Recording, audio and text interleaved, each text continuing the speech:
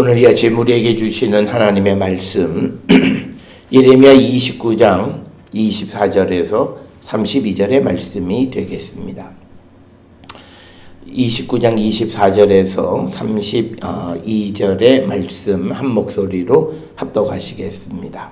너는 느엘람 사람 스마야에게 이같이 말하여 이르라. 만군의 여호와 이스라엘의 하나님께서 이와 같이 말씀하여 이르시되 내가 내 이름으로 예루살렘에 있는 모든 백성과 제사장 마아세야의 아들 스바냐와 모든 제사장에게 글을 보내 이르기를 여호와께서 너를 제사장 여호야다를 대신하여 제사장을 삼아 여호와의 성전 감독자로 세우심은 모든 미친 자와 선지자 노릇하는 자들을 목에 씌우는 나무 고랑과 목에 씌우는 쇠 고랑을 채우게 하심이오늘 이제 내가 어찌하여 너희 중에 선지자 노릇을 하는 아나돗 사람 예레미야를 책망하지 아니하느냐. 그가 바벨론에 있는 우리에게 편지를 오래 지내야 하리니 너는 집을 짓고 살며 밭을 일구고 그 열매를 먹으라 하셨다 하니라. 제사장 스바냐가 스마야의 글을 선지자 예레미야에게 읽어 들려줄 때에 여호와의 말씀이 예레미야에게 임하여 이르시되 너는 모든 포로에게 전언하여 이르기를 여호와께서 느헬람 사람 스마야를 두고 이같이 말씀하셨느니라. 내가 그를 보내지 아니하였거늘 스마야가 너희에게 예언하고 너희에게 거짓을 믿게 하였도다. 그러므로 여호와께서 이와 같이 말씀하시니라. 보라 내가 느헬람 사람 스마야와 그의 자손을 벌하리니 그가 나 여호와께 패역한 말을 하였기 때문에 이 백성 중에 살아남을 그의 자손이 하나도 없을 것이라. 내가 내 백성에게 행하려 하는 복된 일을 그가 보지 못하리라 하셨느니라. 이것은 여호와의 말씀이니라. 아멘. 오늘 우리가 함께 읽은 예레미야 29장 24절로부터 32절에 있는 말씀은 앞전에 1절로부터 23절까지에서 예레미야가 바벨론에 있는 그 유다 백성들에게 하나님의 말씀을 이제 그 전하는 편지를 보냈는데 그 편지를 받아본 이 바벨론에 있는 그런 선지자였던 아마야가 그 자기의 편지를 예루살렘에 있는 제사장 스바냐에게 보내서 왜 예레미야에 대해서 제재를 가하지 않느냐라고 하는 그 편지를 예레미야에게 읽어줄 때 예레미야가 이제 하나님의 말씀을 받아서 그 스바냐에게 너는 느헬람 사람 스마야에게 이같이 말하여 이르라라고 이제 이야기하면서 그 내용의 핵심은 뭐냐면 30절 31절에 있는 말씀입니다. 가장 중요한 핵심은 이 스마야는 하나님께서 보낸 선지자가 아니다라고 하는 겁니다. 그리고 그는 그 백성들에게 거짓을 믿게 하는 사람이다라고 하는 것이 첫째고, 그 다음에 32절은 그가 거짓 선지자이기 때문에 그에 대한 하나님의 처벌을 기록하고 있는데 32절에 보면 스마야와 그 자손을 벌하리니 그가 나 여호와께 패역한 말을 하였기 때문에 이 백성 중에 살아남을 그의 자손이 하나도 없을 것이라. 내가 그 백성에게 행하려 하는 복된 일을 그가 보지 못하리라 하셨느니라. 그러니까 스마야의 가문에서 아무도 살아남을 자가 없게끔 하나님께서 그 가문을 완전히 쓸어버리시겠다라고 하는 그런 말씀이 되겠습니다. 그래서 오늘 주시는 29장 24절부터 32절의 말씀은 하나님의 말씀을 받아들이는 사람들의 반응이 어떤 반응이었는가라고 하는 것을 우리에게 보여주는 그런 말씀이 되겠고, 특별히 오늘 주시는 이 본문의 말씀에서 이 스마야가 문제를 삼았던 것은 28절에 기록되어 있는 내용입니다. 28절에 보게 되면 예레미야가 이제 바벨론에 있는 백성들에게 편지해서 오래 지내야 하리니 너희는 집을 짓고 살며 밭을 일구고 열매를 먹으라 하셨다 하니라.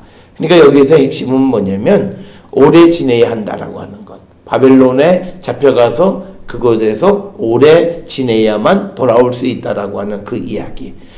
이 이야기는 지속적으로 예레미야 28장에서도 하나냐와 예레미야 사이에서의 서로 각기 다른 예언에 대한 것, 그리고 그 결과로 하나냐가 그 해에 예언을 선포한 지 한 2달여 만에 죽음으로 인해서 일단락 되어진 것 같지만, 그러나 그런 사실을 보고도 바벨론에 있는 그런 유다 백성들이 예레미야의 말을 듣기를 좋아하기보다는 그곳에서 예언자 노릇을 하는 스마야의 말을 듣기를 더 좋아한다라고 하는 겁니다. 여기에서 오늘날 우리가 살아가는 이 시대에 소위 이단, 그리고 우리가 조금 과격하게 이야기하면 종교 장사를 하는 사람들이 어떻게 존재할 수 있겠는가라고 하는 그 모습을 오늘 주시는 이 28절의 스마야와 바벨론에 있는 그 유다 백성들의 반응을 통해서 우리가 알 수 있다라고 하는 겁니다. 그리고 또 우리가 진정 믿음을 가지고 살아간다라고 하는 것은 때로는 하나님께서 우리에게 주시는 이 엄청난 고난의 말씀을 우리가 믿음으로 받아들일 수 있는 자가 되어야 그것이 진정한 믿음의 사람이고 그들에게 희망이 있음을 우리에게 보여주는 그런 말씀이 되겠습니다. 예레미야는 처음부터 끝까지 줄곧 그가 주장하고 그가 선포했던 예언의 말씀은 바벨론의 왕 느부갓네살을 70년을 섬겨야 될 것이다. 그리고 나서 그때 하나님께서 그들을 다시 돌아오게 하실 것이다 라고 하는 그 오랜 기간 동안 그 바벨론을 섬겨야 하는 것, 즉 이스라엘 백성들이 바벨론에서 종살이 하는 것에 대한 예언을 지속적으로 선포했습니다. 그래서 이스라엘 백성들이 바벨론으로 포로로 잡혀가기 전부터 예레미야로부터 그 이야기를 들었어요. 그래서 너희들이 차라리 바벨론에게 항복하라. 그리고 잠시 갔다가 그렇게 되면 다시 너희들이 돌아오게 될 것이다 라고 하는 그런 말씀을 하는데, 그 다른 예언자들, 즉 하나님이 보내지 않은 사람들은 그 시대가 요구하는 말이 무엇인지를 아는 겁니다. 그래서 나름대로 절망 속에 있는 사람들에게 희망을 준답시고 하나님이 하시지도 않은 말을 전하는 그런 거짓 예언을 하게 됐다.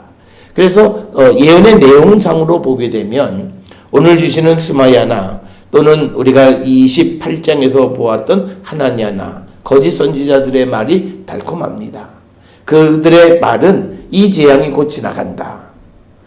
그들은 하나님께서 무엇라 말씀하시는가를 듣지도 않고 자기들의 판단에 의해서 사람들이 무엇을 원하는가를 너무나 잘 알고 있기 때문에 이 재앙이 곧 지나간다.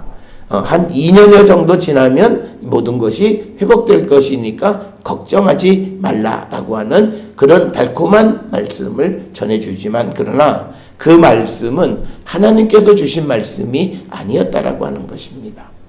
하나님께서 주신 말씀은 이스라엘 백성들이 70년 동안 바벨론을 섬겨야 한다라고 하는데, 그 70년이 필요한 것은 하나님께서 이스라엘을 다시 하나님의 백성으로 만들어가기 위해서 필요한 기간이었다라고 하는 겁니다. 따라서 오늘 우리가 세상을 살아가면서 때로는 우리에게 고난의 기간들이 누구에게나 있습니다. 그 고난의 기간은 내가 조정할 수 있는 것이 아니라 우리에게 있어서 고난의 기간을 정하는 것은 하나님께서 이 일을 통해서 원하시는 그 목적을 이루기에 필요한 기간, 그게 하나님이 정하신 때라고 하는 겁니다. 그때는 각 사람마다 다르다는 거죠. 어떤 사람은 고난 속에서 금방 그 고난의 문제를 해결하는 사람도 있고, 어떤 사람들은 일평생 그 고난의 문제를 가지고 씨름해야만 하는 사람이 있다라고 하는 겁니다. 그래서 각각 다른 어떤 그런 상황은 그 사람과 하나님과의 관계 속에서 하나님이 결정하시는 것이지 사람이 어떻게 결정할 수 있는 것이 아니다. 사람이 할 수 있는 건 딱 하나, 하나님의 말씀을 듣고 서둘러서 주께로 돌아가기를 결단할 때 그에게는 어떤 고난 속에서도 우리가 희망을 볼 수 있다.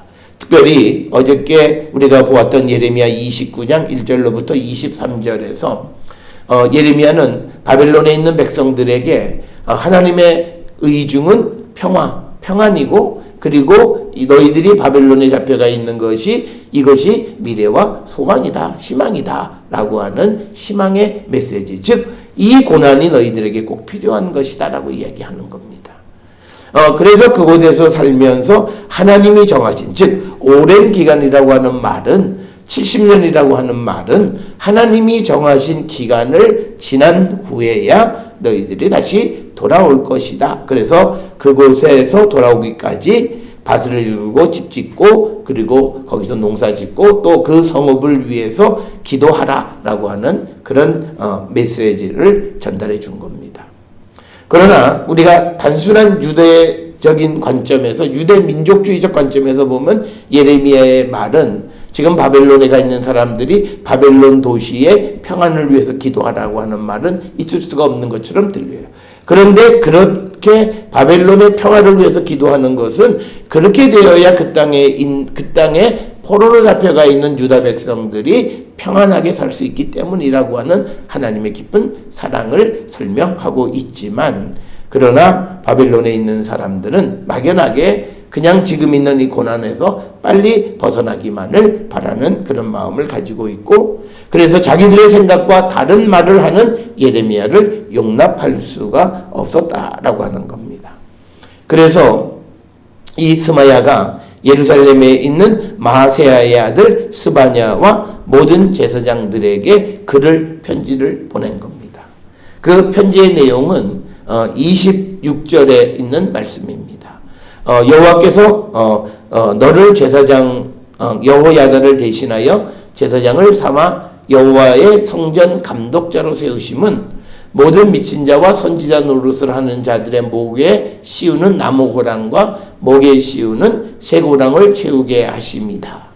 그러니까 오늘 주시는 26절에서 이미 마아세야나 바벨론 포로로 잡혀가 있는 이스라엘 백성들의 사고가 잘못되어져 있습니다. 뭐냐면 26절에서 그들이 제정신이면 하나님께서 그 스바냐에게 너를 제사장 삼으신 것은 이스라엘 백성들이 하나님의 말씀을 듣고 하나님께로 돌아가게 하는 그 일을 감당하게 하기 위해서 너희를 제사장 삼으셨으니 그 일을 잘 하라 라고 하는 그런 메시지를 전해야 되는데, 그게 아니라 자신들에게 반대하고 자신들에게 듣기 어려운 말을 하는 소위 미친 자, 즉 예레미야와 같이 진실을 말하는 예언자, 하나님의 말씀을 전하는 자들을 미친 자와 선지자 노릇을 하는 자들이다, 이렇게 비아냥거리고 있고, 그들의 활동을 억제하게 하기 위해서 제사장을 세웠다라고 하는 거죠. 이미 26절에 그 스마야의 편지를 통해서 바벨론에 가 있는 사람들의 그 바벨론 포로 생활이 70년이나 되는 긴 기간인 이유가 바로 여기에 있습니다. 그들은 모든 것의 근본적인 이유와 목적이 무엇인지에 대한 잘못된 생각을 가지고 있어요. 그러니까 여기에서 제사장을 세운 것은 제사장이 하나님을 대변해서 이스라엘 백성들을 하나님 백성으로 만들어가는 그 역할을 감당하려고 하는 것이 아니라 사람의 유익을 위해서 일하는 자라고 잘못 생각하고 있는 거죠. 그래서 하나님께서 너를 제사장 삼은 것은 우리에게 나쁜 소리하는 그 미친 자들, 선지자 노릇하는 자들이 더 이상 활동하지 못하게 하기 위한 것인데, 27절에 이제 내가 어찌하여 너희 중에 선지자 노릇을 하는 아나돗 사람 예레미야를 책망하지 않느냐라고 이야기하는 겁니다. 그래서 오늘 주시는 26절, 27절에 있는 이 말씀에서 유다 백성들, 즉 하나님에 의해서 멸망당한 사람들의 그 잘못된 사고는, 제사장은 하나님을 위해서 일하고 백성을 위해서 일하는, 즉 하나님을 위해서 일한다라고 하는 것은 이스라엘 백성들을 하나님의 백성으로 만들어가는 것, 그리고 또 하나님을 위해서 일하는 것은 하나님의 뜻을 전달해서 백성들이 하나님의 백성의 온전한 삶을 살고 하나님 앞에 예배하고 제사하는 백성들이 되게끔 하는 그 역할을 감당하는 것이 제사장인데, 오늘 주시는 이 제사장의 역할을 이 바벨론의 포로로 잡혀가 있던 사람들의 말은 자기들을 유익하고 자기들을 편하게 하는 하나의 도구로 생각했다라고 하는 겁니다. 제사장에 대한 이 잘못된 생각이 이미 그들의 패망을 결정하고 있다라고 하는 겁니다. 오늘 살아가는 사람들, 특히 신앙생활을 하는 사람들이, 특히 우리 한국교회가 왜 어려움에 처하고 지금과 같이 세상으로부터 손가락질을 받는 그런 일을 우리가 하고 또 그런 처지에 놓여 있는가. 백성들의 생각이 오늘 26절 27절에 있는 소위 스마야와 바벨론 포로로 잡혀가 있는 사람들의 그 제사장에 대한 생각과 같은 생각을 가지고 있는 거예요. 그러니까 오늘 목회자들이 하나님의 말씀을 전해서 백성들을, 교인들을 하나님의 백성으로 만들어가는 일을 감당해야 되는데 그게 아니라 그 백성들이 듣기 좋은 이야기들을 하게끔 하는 거고, 그리고 자기들이 듣기 싫은 이야기를 하는 자들을 교회에서 내보내거나 하는 그런 일들이 있기 때문에 결국 그들은 패망하고 멸망하게 되어진다라고 하는 것을 우리에게 보여주고, 오늘 우리가 겪고 있는 한국교회의 위기는 바로 그런 잘못된 인식 속에서 생겨난 것이다 라고 하는 겁니다. 따라서 오늘 주시는 우리가 예레미야 29장 24절로 32절에 있는 이 말씀 속에서 우리가 보아야 하는 것은 뭐냐면, 멸망당할 수밖에 없는 자들의 사고 패턴이 어떤 것이고 그들이 무엇을 잘못 생각했기 때문에 그들의 삶에 그런 문제가 생겨나는가라고 하는 것을 우리는 깨달아야 되는데, 오늘 주시는 26절 27절에서 보여주는 바벨론 포로로 가 있는 사람들의 삶은 제사장에 대한 역할을 제대로 알지 못했고, 제 역할을 하는 제사장들을 오히려 책망하게끔 하는 그런 요청을 하는 그런 정도의 잘못된 삶을 살아가기 때문에 그들의 패망은 당연한 것이다. 그리고 또한 이 예레미야 이 시대의 예루살렘 성전에서 제사장 역할을 하고 있는 제사장 역시도 자신들의 역할이 무엇인지를 제대로 알지 못하기 때문에 결국은 우리가 알다시피 이스라엘 역사에 있어서 예루살렘 성전이 없어져 버리는 그런 비운을 맞이하게 된 이유는 바로 그런 이유 때문이었다라고 하는 겁니다. 따라서 오늘 주시는 이 본문의 말씀을 통해서 우리의 모습, 우리의 생각, 이런 것들을 우리가 한 번쯤 돌아보시면서 우리도 바벨론 포로로 잡혀가 있는 유다 백성들과 같은 그런 생각을 하고 있지는 않는가. 우리에게 쓴소리하는 사람, 쓴 말을 듣기 싫다고 해서 듣지 않고 달콤한 말만 우리에게 해달라고 요청하는 그런 삶을 살고 있지는 않는가. 그리고 더 나아가서 우리에게 하나님의 말씀을 통해서 우리를 책망하는 자들에 대해서 그들을 활동하지 못하도록 옥새를 죄는 역할을 하고 있지는 않는지 우리는 돌아보는 자들이 되어야 합니다. 그래서 서두에서도 말씀을 드렸듯이 28절에서 바벨론에서 이 편지를 받은 사람들, 오늘 이 편지의 수신인인 마야의 가장 큰 문제는 예레미야 편지의 내용이 되겠습니다. 예레미야 편지의 내용이라고 하는 것은 뭐냐면 그곳에 오늘 주시는 28절에 나와 있는 딱 하나예요. 오래 지내야 하리라. 바벨론에서 오래 지내야 한다라고 하는 이 말 한마디가 그들의 심기를 소위 건드려서 결국은 제사장 스바냐에게 스마야가 글을 보내서 예레미야의 활동을 제지하라라고 하는 그런 편지를 보내게 됐고, 그런 편지를 받은 스바냐가 스마야의 편지를 이제 예레미야에게 읽어주는 거고, 그랬을 때 예레미야가 하나님의 말씀을 스바냐를 통해서 스마야에게 하는 내용이 오늘 우리에게 주시는 말씀이 되겠습니다. 자, 그래서 30절에 이제 하나님께서 말씀하시기를 여호와의 말씀이 예레미야에게 임하여 이르시되 31절에 보면 두 가지를 얘기합니다. 31, 32절에 첫째는 스마야는 하나님께서 보낸 예언자가 아니다 라고 하는 겁니다. 그러니까 여기서 우리가 생각해야 되는 것은 뭐냐면 지금 바벨론에 있는 유다 백성들에게 달콤한 말을 하고 희망의 메시지를 전하고 그들을 위로하는 것 같은데 하나님의 말씀은 그는 내가 보낸 선지자가 아니고 그가 하는 말은 거짓이다 라고 이야기하고 있다라고 하는 사실입니다.